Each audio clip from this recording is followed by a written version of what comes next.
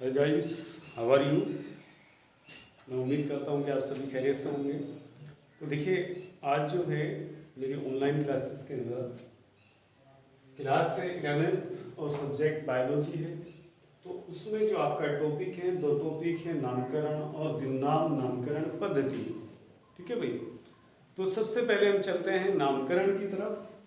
नामकरण, साधारण वर्गों में नामकरण किसे कहते हैं? नामकरण हिंदी का वर्ड है और नोमेनक्लेचर इंग्लिश का वर्ड है। ठीक है। तो नामकरण किसे कहते हैं ये आपको बताना है। नामकरण देखिए क्या होता है। नामकरण कहते हैं किसी चीज का नाम रखने को। ठीक है भाई। हमारे यहाँ पर क्या होता है कि हिंदू धर्म के अंदर पंडित जी को बुला करके बच्चे का नाम रखा जाता है। तो उसे क्या बोलते हैं कि भाई नामकरण कराया। ठीक है। उसमें क्या होता है, नहीं जो जो शिशु पैदा हुआ है उसका नाम रखा गया है। ठीक है। तो अब बात आती है कि नाम रखने की तो बायोलॉजी के अंदर क्या यूज है इसका नामकरण का, कि भाई जीवधारी जो हैं, मैंने आपको बताया कि लाखों की संख्या में पेड़ पौधे होते हैं और लाखों की संख्या में ही जंतु पाए जाते हैं। अब उन्हें पहचानने, उन्हें क्या है हम अच्छी तरीके से जान लें, उसके लिए एक विशेष नाम का होना जरूरी है। ऐसे नाम का होना जरूरी है कि अगर हम उसे वर्ल्ड लेवल पर जान सकें तो कोई भी व्यक्ति यानी उसी नाम से ही उसे पूरे वर्ल्ड लेवल पर जान सके। ठीक है भाई। हर एक क्षेत्रीय भाषा में, ठीक है, या लोकल क्षेत्र में, अपने अपने क्षेत्रों में सभी जीवधारियों के नाम अलग अलग होते हैं। ठीक है भाई। जैसे क्या होता है, आम है, आम जो है हमारा क्या है यहाँ पर खड़ी बोली के अंदर कहते हैं। संस्कृत के अंदर जो जहाँ पर संस्कृत बोली का एरिया है वहाँ आम्र कहते हैं, और जहाँ पर क्या है इंग्लिश का वर्ड एरिया है वहाँ मैंगो कहते हैं। ठीक है। इसी तरीके से क्या है हर एक लैंग्वेज के अंदर एक जीवधारी का नाम अलग अलग होता है। तो आवश्यकता इस बात की पड़ती है कि भाई एक जीवधारी को पूरे वर्ल्ड के अंदर एक ही नाम से जाना जाना चाहिए। तो उसके लिए क्या है, एक विशेष नाम का होना जरूरी है। ठीक है। तो ऐसी ऐसी विधि जिसके द्वारा किसी एक जीवधारी को पूरे वर्ल्ड लेवल पर एक नाम से ही जाना जाए, उसका नाम रखने को क्या बोलते हैं, नामकरण कहते हैं। ठीक है। तो नामकरण जो होता है, देखिए जीवधारियों का नामकरण कुछ नियमावली है। वो नियमावली क्या है, दो नियमावली है जिसके अकॉर्डिंग पौधों और जंतुओं का नाम रखा जाता है। एक तो होता है ICVN और दूसरा है ICZN। ठीक है भाई। तो इसमें क्या होता है, ICVN के अंदर पौधों का नाम रखा जाता है। इसका जो फुल फॉर्म होता है वो फुल फॉर्म है international code of botanical nomenclature. ठीक है भाई। International code of botanical nomenclature, international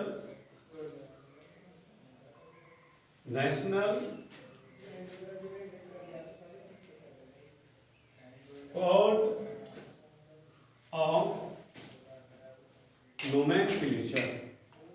nomenclature, ठीक है भाई। ये क्या है, ये ICVN की फुल फॉर्म है international code of botanical, botanical लेंगे अभी हम तो बोटेनिकल नोमेनक्लेचर, यानी कि इसमें यानी कि वो इंटरनेशनल कोड है। ICVN जो है वो एक ऐसी नियमावली यानी कि इंटरनेशनल कोड नियमावली है जिसमें क्या होता है, पेड़ पौधों का नाम रखा जाता है। ठीक है बच्चों। अब क्या है, दूसरा जो है हमारी दूसरी संस्था है हमारी ICZN की फुल फॉर्म जो है वो है इंटरनेशनल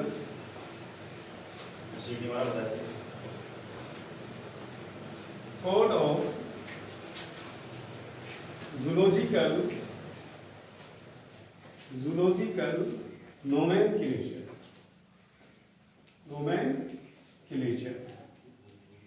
ठीक है भाई। तो ये देखिए, ये दो संस्थाएं हैं ICVN और ICZN। इसके अकॉर्डिंग तो वो पूरे अंतरराष्ट्रीय लेवल पर एक कोड होता है पेड़ पौधों के लिए। यानी पेड़ पौधों का नाम रखा जाता है, जिससे क्या होता है इंटरनेशनल लेवल पर जाना जाता है। नेक्स्ट है हमारा ICZN। ICZN के अकॉर्डिंग क्या होता है, इंटरनेशनल लेवल पर वो कोड दिया जाता है जिसको जीव जंतुओं को, जिससे वो क्या होता है पूरे ही इंटरनेशनल लेवल पर एक नाम से जाना जाए। तो ये दो संस्थाएं हैं, ICVN और ICZN। ठीक है भाई, तो ये होती है।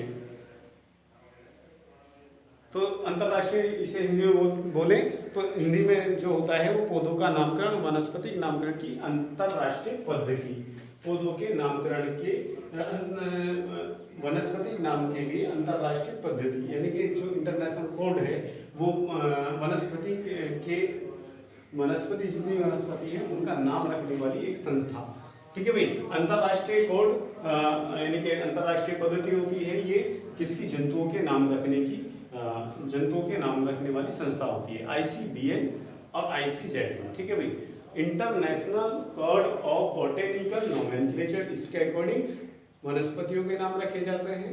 International code of zoological nomenclature, इसके अकॉर्डिंग जंतुओं के नाम रखे जाते हैं। एक अंतरराष्ट्रीय पद्धति होती है, ठीक है, जिसके अकॉर्डिंग जंतुओं के और वनस्पतियों के नाम रखे जाते हैं। ठीक है भाई, तो जिससे कि वो पूरे वर्ल्ड के अंदर एक ही नाम से जाने जा सके। जैसे एग्जांपल लेते हैं, देखिए हमारा क्या है मटर है। अब मटर को हर एक क्षेत्र के अंदर अलग अलग बोलते हैं, लेकिन पाइजम सटाइवम, पाइजम और सटाइवम, ठीक है भाई, सटाइवम, ये क्या है हमारा एक इसकी ICVN के अकॉर्डिंग पौधे का नाम रखा गया। इसी तरीके से क्या है, मेंढक है, मेंढक जो है देखिए उसका जो नाम है वो राना टिग्रीना है। क्या है, राना टिग्रीना। तो ये क्या है, ये भी ICZN के अकॉर्डिंग ये जंतु है हमारा, ये हमारी वनस्पति है। ठीक है, और ये हमारा जंतु है, ये हमारा जंतु है और ये हमारी वनस्पति है, वनस्पति। तो इस नाम से इस मटर को पूरे पाइलम सेटाइलम से इंटरनेशनल लेवल पर जाना जाएगा। राना टिग्रीना को इंटरनेशनल लेवल पर, यानी कि मेंढक को राना टिग्रीना के नाम से पूरे इंटरनेशनल लेवल पर जाना जाएगा। ओके, आगे देखिए जो दूसरा टॉपिक है वो टॉपिक है हमारा द्विनाम नामकरण पद्धति, द्विनाम नामकरण पद्धति। ठीक है, तो इसे हम पढ़ा रहे हैं, इसको देखिए आप यहाँ पर ये टॉपिक हमारा खत्म हुआ। नामकरण यानी नाम रखने की जो विधि होती है उसे नामकरण कहते हैं। ICZN और ICVN के अकॉर्डिंग तो सभी जंतुओं और सभी पौधों के नामों को रखा जाता है। ओके, अब बात आती है द्विनाम नामकरण पद्धति। तो द्विनाम नामकरण पद्धति जो थी वो किसने दी थी, वनस्पति वैज्ञानिक कैरोलस लीनियस ने दी थी। किसने दी थी, कैरोलस लीनियस ने, कैरोलस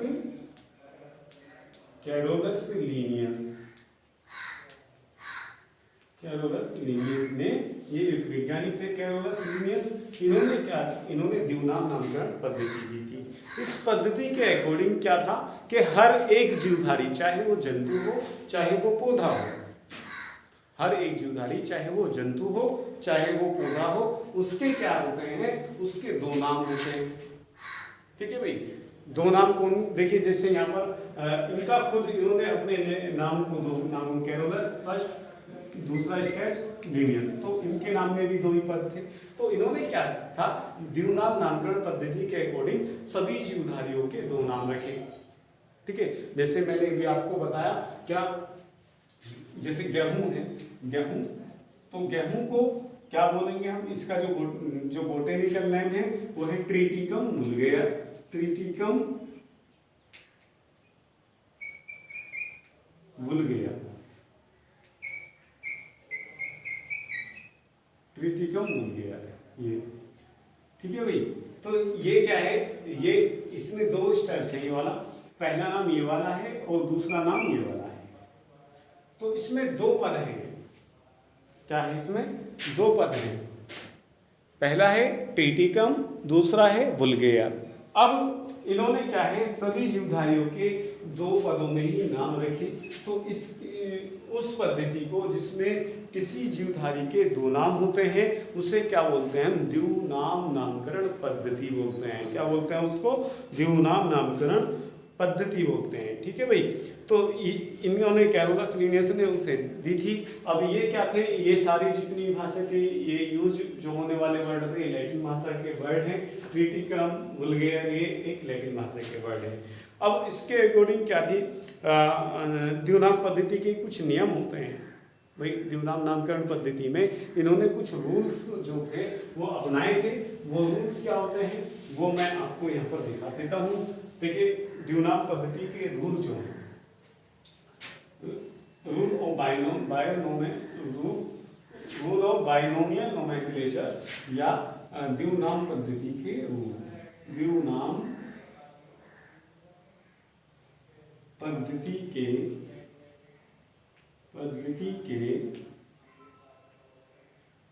नियम। अब देखिए यहाँ पर पहला है, सबसे पहला रूल जो है, सबसे पहला रूल है आपका कि ये जो नाम है, जीवधारियों के नाम के अंदर जो वर्ड यूज होते हैं वो किस में है, वो सारे के सारे लैटिन भाषा में, एक ग्रीक भाषा या लैटिन भाषा, एक लैंग्वेज है लैटिन। ठीक है, लैटिन भाषा में लिखे जाते हैं सारे के सारे। कैसे लिखे जाते हैं, लैटिन भाषा में लिखे जाते हैं। ठीक है भाई। जिससे क्या मैंने आपको बताया, मेंढक का राना टिग्रीना, ठीक है भाई, और आलू का सोलेनम टुबेरोसम, ठीक है, गेहूं का ट्रिटिकम वुल्गेर, और इसी तरीके से मनुष्य का होमो सैपियंस। ठीक है, तो ये सब, ये वर्ड सारे के सारे क्या हैं, लैटिन भाषा के वर्ड हैं। ओके। दूसरा जो रूल है वो रूल है कि इसमें जो होता है, ये सारे के सारे जो नाम होते हैं, कौन से नाम, यानी कि द्विनाम नामकरण पद्धति के अकॉर्डिंग जो नाम रखे जाते हैं, चाहे वो जूलॉजिकल नेम हो या बॉटनिकल नेम हो, वो तिरछे अक्षरों में लिखे जाते हैं। कैसे अक्षरों में लिखे जाते हैं, तिरछे अक्षरों में। ठीक है भाई, तिरछे अक्षरों में लिखे जाते हैं। कैसे, देखिए, जैसे आप यहाँ पर लिखेंगे, यहाँ पर है आलू का बोटेनिकल नेम लिखेंगे, तो आलू का बोटेनिकल नेम लिखने के लिए आप यहाँ पर लिखेंगे सोलेनम। तो जब लिखेंगे तो तिरछे अक्षरों में सोलेनम। ठीक है भाई, ट्यूबेरोसम,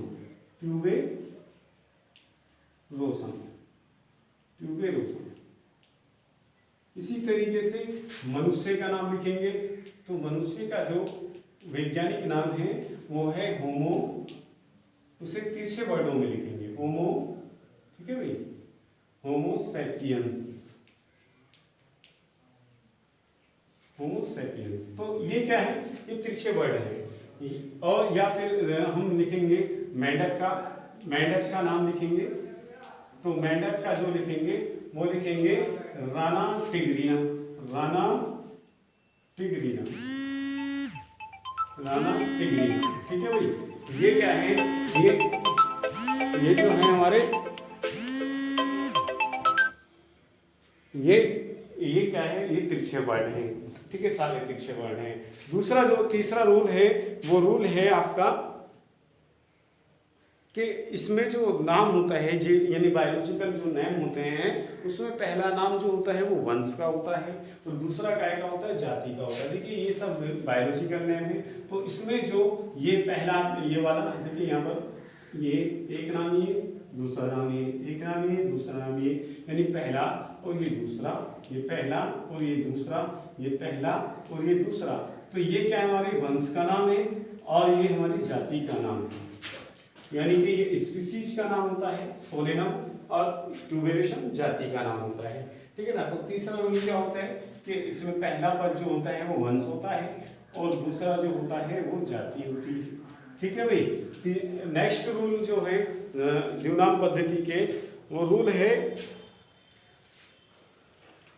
कि ये जो पहला नाम होता है एक नाउन होता है। क्या होता है, एक नाउन।